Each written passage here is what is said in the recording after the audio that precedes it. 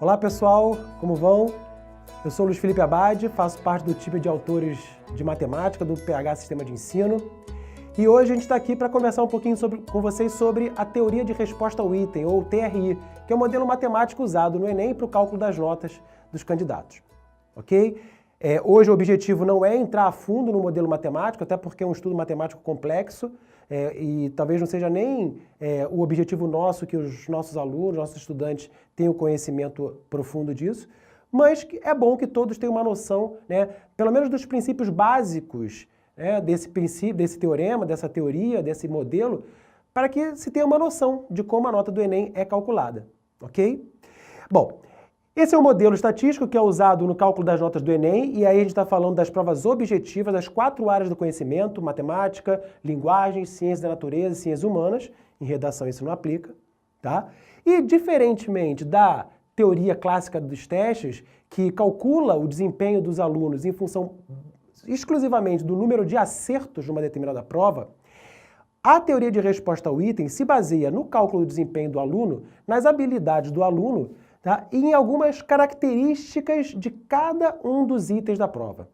Cada um dos itens da prova tem um objetivo pedagógico, tem o objetivo de medir determinada habilidade, ok? E em função desses parâmetros e do desempenho dos alunos em cada um dos itens, a proficiência, a nota do aluno é calculada, ok?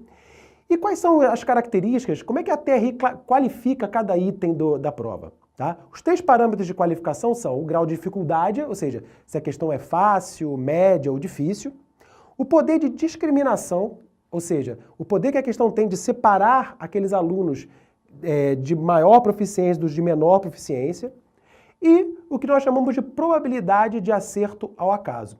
Esse modelo, ele permite medir, digamos assim, o grau de confiabilidade da resposta do aluno. Consegue medir se aquele acerto do aluno no item foi um acerto porque ele realmente domina aquela habilidade que está sendo avaliada, ou se normalmente, como a gente fala, foi um acerto por chute, tá? Aleatório, ok?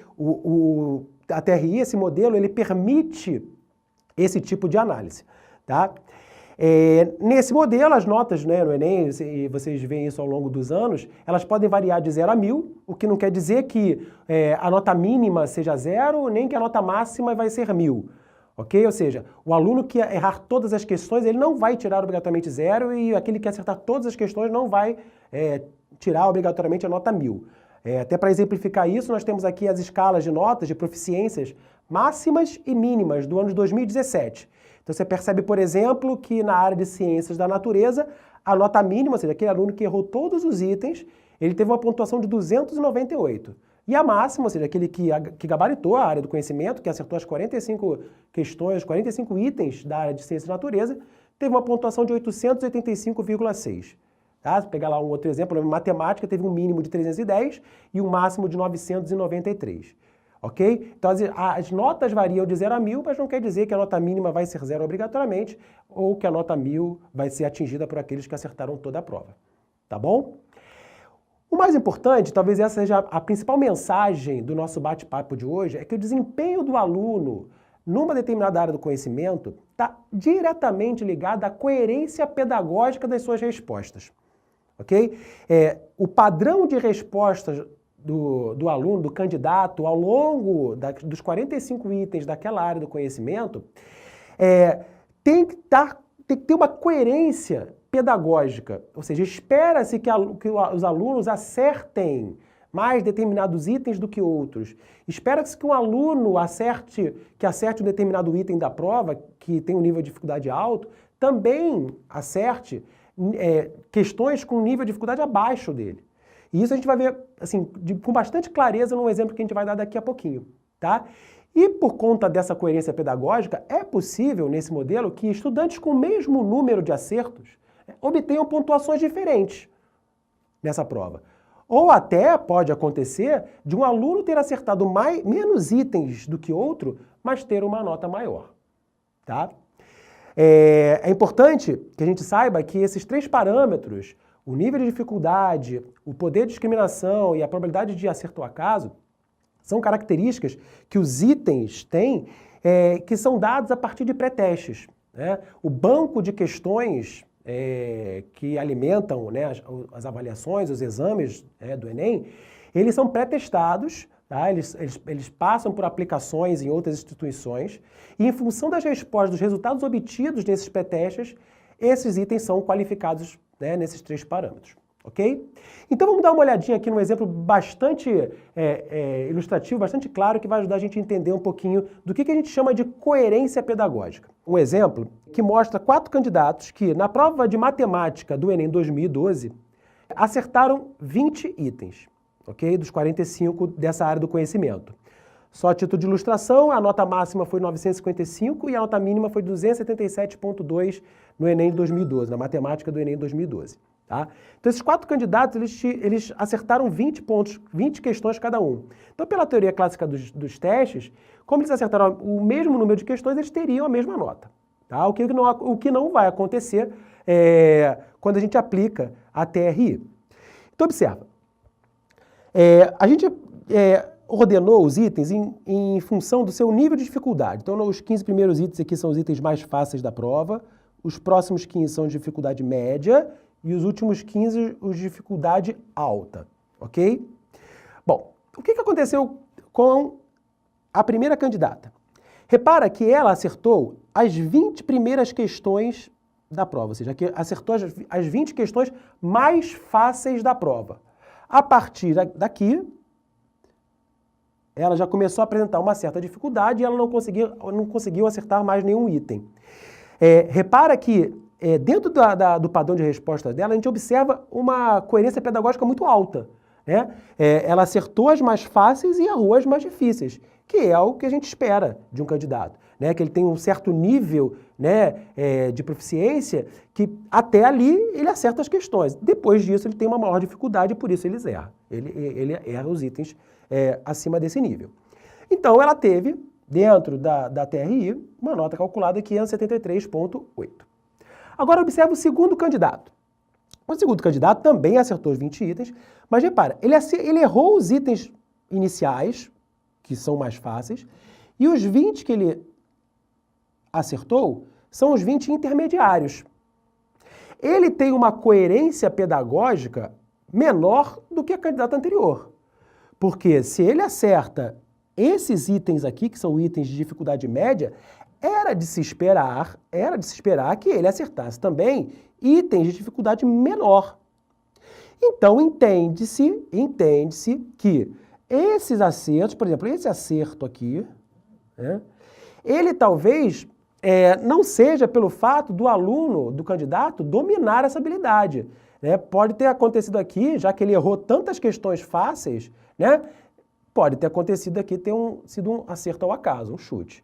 Então, obviamente que ele não vai perder pontos por esses acertos. Ele vai ganhar menos. A pontuação que ele vai receber por esses itens acertados é menor do que o dos 20 itens acertados pela candidata anterior, que apresentou uma coerência pedagógica maior. Então, você observa que a nota que ele obteve na TRI foi um pouco menor do que a anterior, do que a primeira candidata. Agora, observa o terceiro. Observa o terceiro. O terceiro, ele acertou as 20 questões mais difíceis da prova e errou as 25 mais fáceis. Ou seja, coerência pedagógica nenhuma.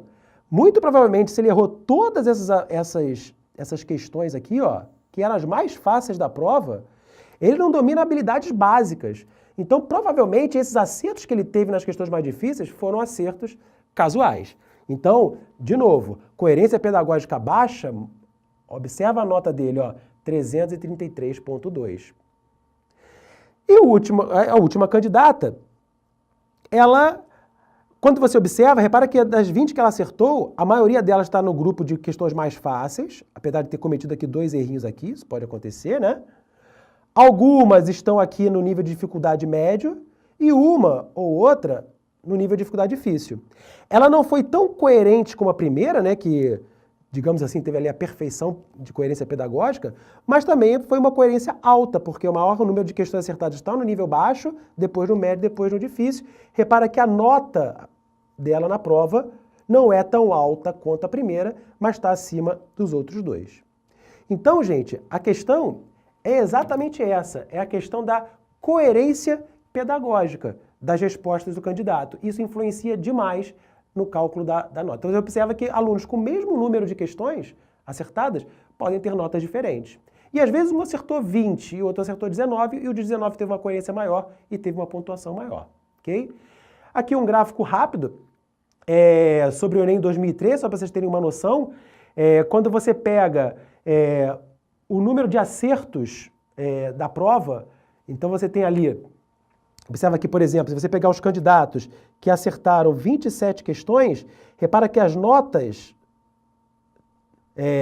elas variam. Repara que o azulzinho aqui é a pontuação mínima e o laranjinha é a pontuação máxima. Então, dos alunos que acertaram 27 questões, a gente teve ali aluno tirando de 700 a quase 800, né? Então, obviamente que quanto maior o número de acertos dos alunos, mais difícil é de ter assim, variação de coerência pedagógica. Então, repara que a variação das notas é pequena. Mas quando o número de acertos é baixo, a coerência pedagógica apresenta uma diferença muito grande de um aluno para o outro, por isso essa variação grande de notas, de desempenho dos alunos. Ok? E uma grande vantagem da TRI, que é importante a gente ressaltar no final, é que ela permite comparar resultados obtidos pelos estudantes em avaliações diferentes, contanto que os itens estejam numa mesma escala. Isso é importante, por exemplo, quando você tem alguma necessidade de fazer uma segunda aplicação do Enem, e aí você consegue, aplicando o modelo TRI, comparar a nota de uma prova, né, dos resultados do candidato de uma prova com a de outra. Nós temos a prova que é aplicada para aqueles que são privados de liberdade, né, a prova do PPL, que é aplicada, é uma prova diferente, mas que permite, em função da TRI, comparação das notas obtidas pelos candidatos de uma prova e na outra. Então esse é um dos grandes também trunfos, né, uma das grandes utilidades da TRI. Ok?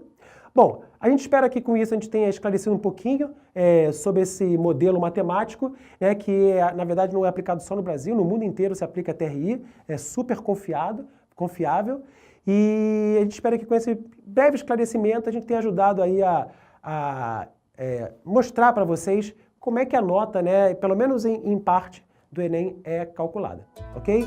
Um grande abraço, até a próxima!